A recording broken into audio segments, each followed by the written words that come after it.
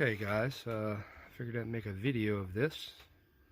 Today we have an old Palomar blackface 300A, and she's got some issues.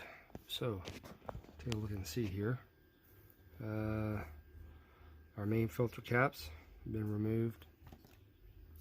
As you can see here, they were 100 microfarad, 450 volts DC, which this is great. This is a great cap. Problem is, too big of a form factor really for this amplifier, this application. When the cover was on, it actually pushed part of the cover down because they didn't really fit correctly. So what we're going to do while we're in here is go ahead and clean up. We're going to remove all of these cut posts that were left in here. People had just cut and resoldered on, left the legs in there, and I'm going to go ahead and clean that up. This diode string here, see somebody's marked it, so we're going to go ahead and clean all that up and replace these diodes. This cap here, 1000 microfarad. The paper calls for 25 volt on all these. As you can see, these are 35s, and that's fine. I'll probably go back with 35. So this one is for your keying circuit, and it was bad. So we had the infamous chatter relay going on down here. So, anyhow, stay tuned. When we come back, I'm going to have this board put back together and hopefully reinstalled. See y'all later. Okay, here we are with the Palomar 300A. So what I did here, I think the last video we left off here, I was getting ready to populate this board right here. I'm using my pointer because I have this thing plugged in and I don't want to blow myself up. Not yet. So anyway, I'm going to walk through what I've done here. So on the power board here, you can see we replaced the diode string here.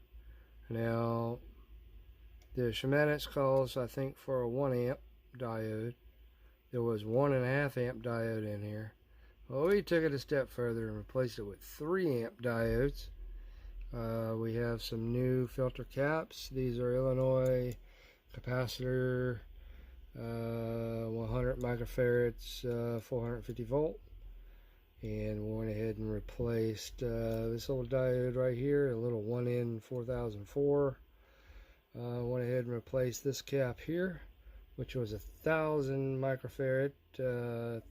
25 volt is what the plans call for. Went ahead and changed it to 35 volt.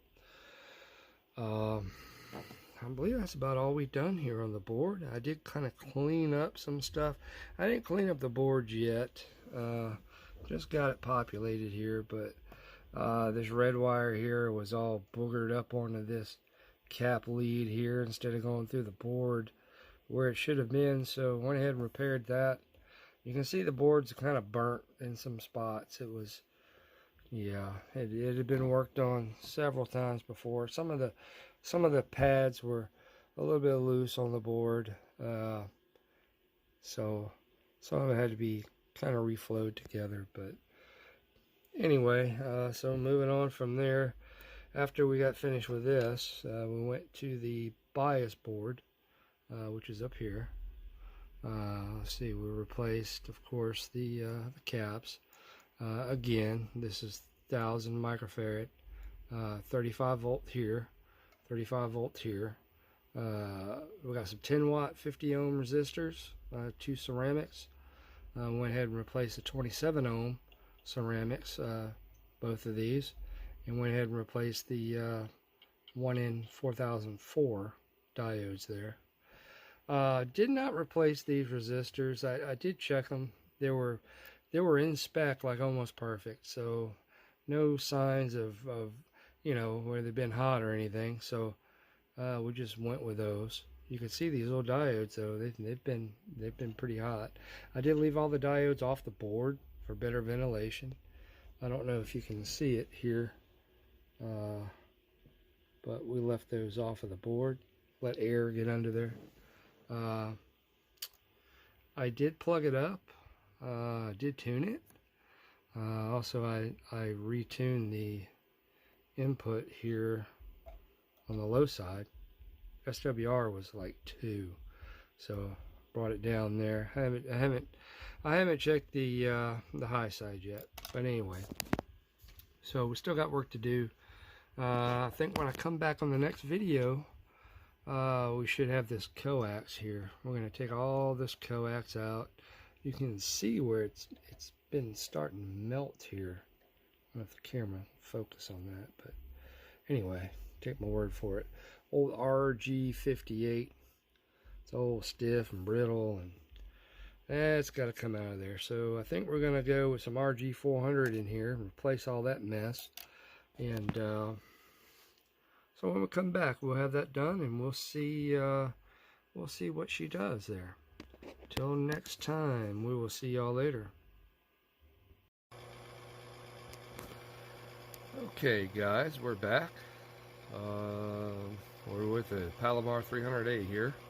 We got it running. You can probably hear the fan there running in the background, but yeah, she is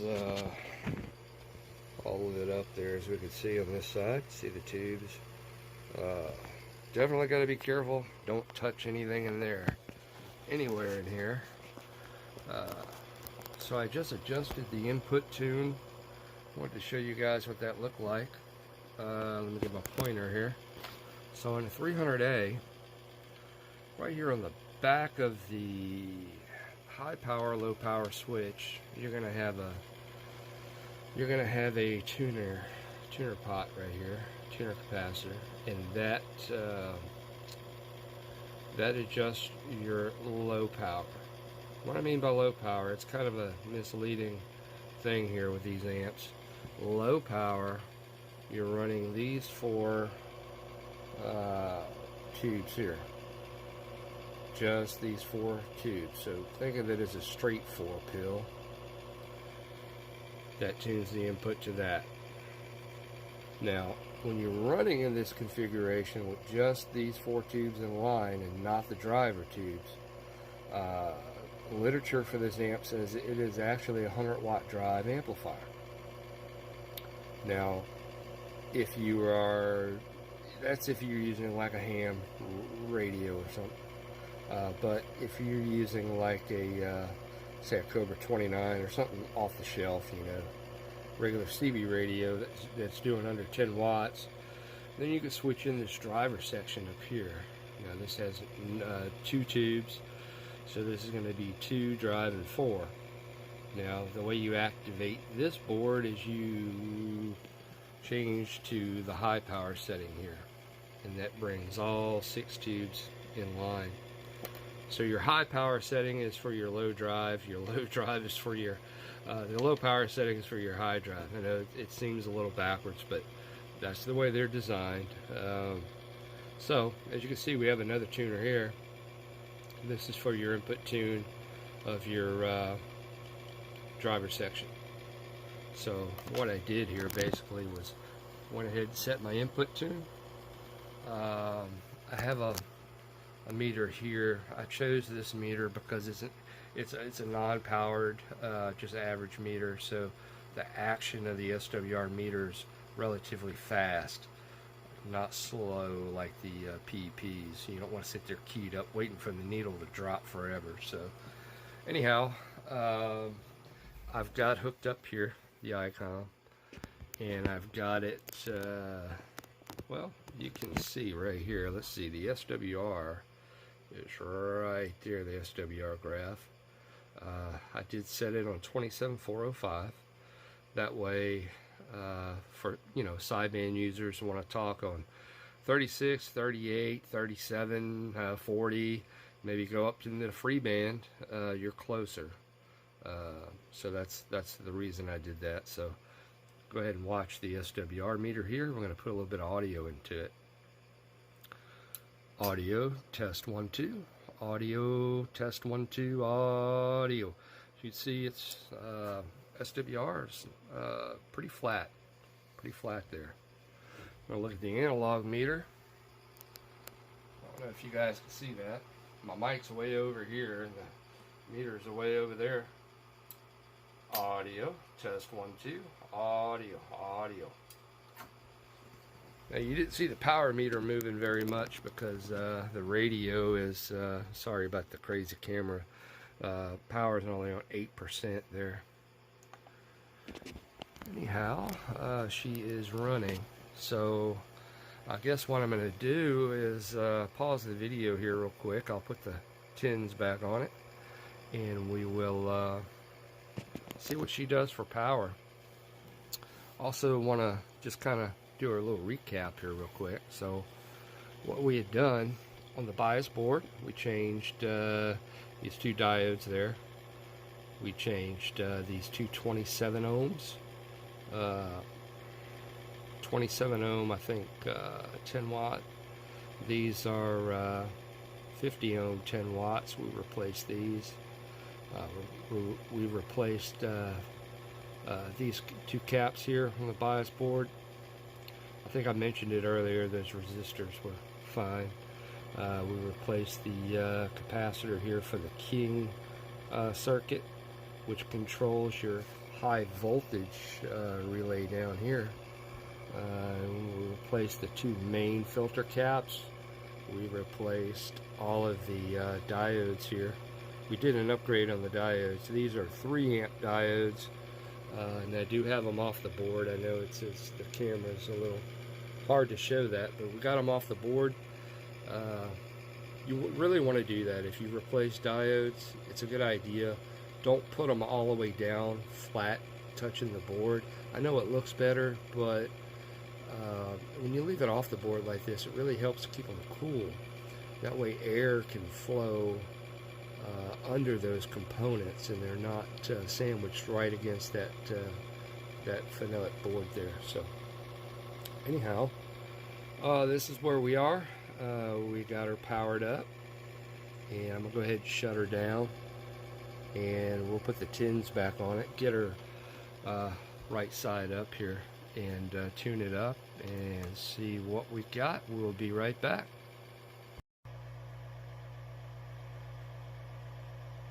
Okay guys, we're back. Safety first. As you can see, it's Palomar 300A. Beautiful triple chrome top cover. And here we go. We got her set in low power setting, so we're just going to be using the 4 final tubes and not the driver section. We have our Daiwa meter in line here. And let's see what she's gonna get. Keep the camera steady. Audio, 1, 2, audio.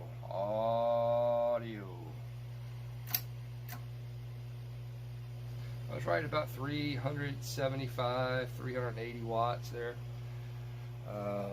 Let's go ahead and try the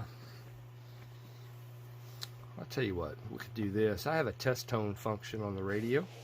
I can run a test tone into it, get the camera a little closer to the meter so we can see what's going on. Yeah, a little bit over 3.5 there. A little bit over 3.5. We'll go ahead and drop the power down on the icon and focus camera. Okay.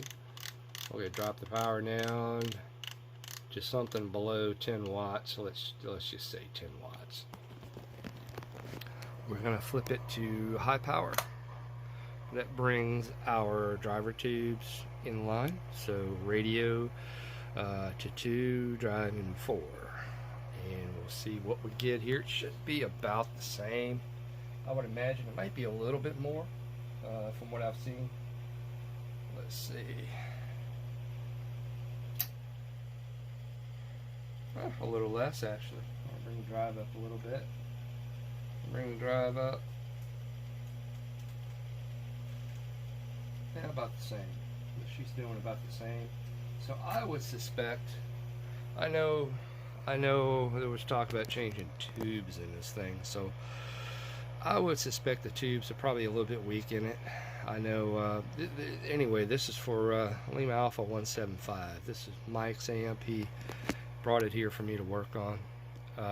And there was talk about getting some new tubes for it. I believe that new tubes are really bring it to life. There's a lot of talk on the internet, you know, people talking about these amps. Oh yeah, man, I get like 800 watts out of it. Well, I'm gonna throw some pictures up here in a minute, and we'll talk about it, about what the manufacturer states on this amplifier. And I know it's sweep tubes. You can probably get a little more. But these amps were, how do I say it? When they were built back in the day, if you notice the band switch here, so you have a 10 meter, 15 meter, 20 meter, 40 meter. They were kind of, you know, they wanted to cater to the ham guys, which is great and everything. But the ham guys really, a lot of the ham guys did not like these amps, because when you push them above that 375, 380 watt mark, they would get non-linear. You would have some hash and trash in there. So, but the CB guys, you know, they you know, I don't need to say any more about that. Can you get more out of it? Yes, you can. Should you? Well, that's up to you. Run them hard. The tubes don't last long. You want a good clean sound. Remember, when you're running 300 watts, or let's just say 400 watts as an example, you would have to double that power on the receiving end to make much of a difference in the signal meter. So you have to be talking about going from 400 watts to 800 watts. You're not going to really double your power on this thing. I suppose you could if you ran it balls to the wall. You gain another S unit, but it, you know, it is what it is. Anyhow, anyway, that's the power test on the Palomar 300A. And we'll get to those charts here in just a moment. Stand by. Okay, guys, these are the charts I was talking about. This is actually in your Palomar 300A manual. So the first chart here is the low power. That is the 4 final tubes minus the drivers. And if you notice here, it shows up to 100 watts of drive. So you're going to see your power numbers there on your left and your drive on the bottom of that chart. And you can kind of see that plateau. Well, you could really, it's pretty obvious. You can see where the plateau is and what the amp actually does. Now, these charts, this is based on what this amp does clean. Like I said, clean. You can get more out of it, but I wouldn't recommend it. Next, I'm going to put the chart up here for the high power side. That way you can kind of compare. You'll notice the difference in the drive levels there on the bottom. Anyway.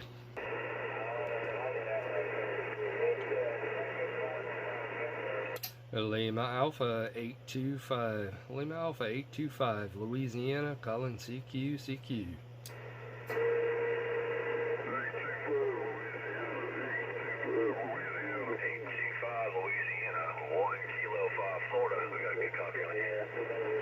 Hey there, 1 Kilo 5 Florida. 1 Kilo 5 Florida there. Shoot, how's that weather down your way, Roger? It's kind of rainy actually the last few days, and it's going to get a little wetter when that low depression runs by the Gulf Coast. But other than that, we're doing okay, man. How about you up there? Oh, we're doing pretty good, man. Still sun shining here. Drier than heck. We could actually use a little bit of rain there. But hey, man, can you give me a signal report there? We just hooked up a little Palomar 300A that we got working there, and I was just wondering what it sounded like in your end there, Roger. Hey, when it's not fading down to about a 5-6 because of conditions, you're a strong 5x9 all day long. Roger that, Roger that. Well, I appreciate it, man. Appreciate it. Hopefully the DX is going to open up here, and hopefully, I don't know, we'll see where it goes there, Roger. Hey, right on, man. Yeah, it's been kind of sporadic down here a bit. I was hearing some locals earlier just chattering back and forth like nothing was going on their way, and they didn't know we could hear them down here. Yeah, I imagine we do the same thing down here every now and then. We just get talking and jabbering back and forth because we can't hear nobody, but I guess if it doesn't out there, they can probably y'all could hear us. That's right. That's right. Yeah, we had that happen here the other night. I call it that silent skip, where you just have a station just drop in out of nowhere. There's the only one you hear, and 5 minutes later it's somebody else. Pretty interesting conditions there. But hey, man, top of the morning to you. I appreciate the comeback there. We're gonna take a standby here, get out of here, and see what Mother Nature does, and perhaps get another cup of coffee. But I appreciate the radio check there, Roger. Hey, no problem, brother. Anytime at all. We're just hanging out here every now and then like this and doing what we can, man. Kind of out of it still, but we're waking up. Give me the numbers again, brother, and your location. QTH. Oh, Roger that. Yeah, QTH is about 50 miles south of Shreveport. 50 miles south of Shreveport, Louisiana, and the number's Lima Alpha 825 there, Roger. Lima Alpha 825. First personal is Brian, Bravo, Romeo, India, Alpha, November. Copied every bit of that, brother. No doubt. Good job, Brian, man. No doubt. LA 825, man. We hear you loud and clear. I'm going to sit back and get me some coffee too myself. And we'll check back with y'all in here later on, man. 1 Kilo 5, or QRT. Roger that. 1 Kilo 5, 73s, 825, standing by.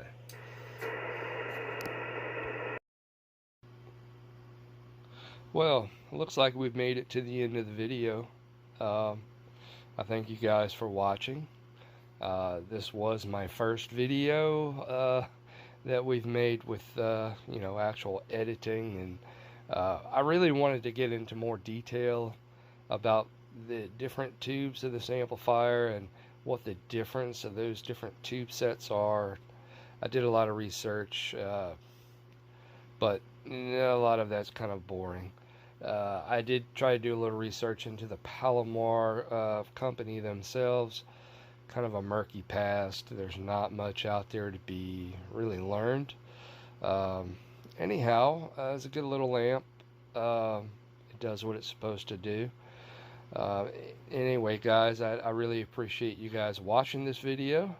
Like I said, it is my first, and I am going to try to make some more videos as I just work on stuff, and it's definitely a learning experience. Shoot, with that, guys, 73s, and I hope to hear you guys on the air soon. Talk at you later. This is Lima Alpha 825, and we are signing off. Thank you.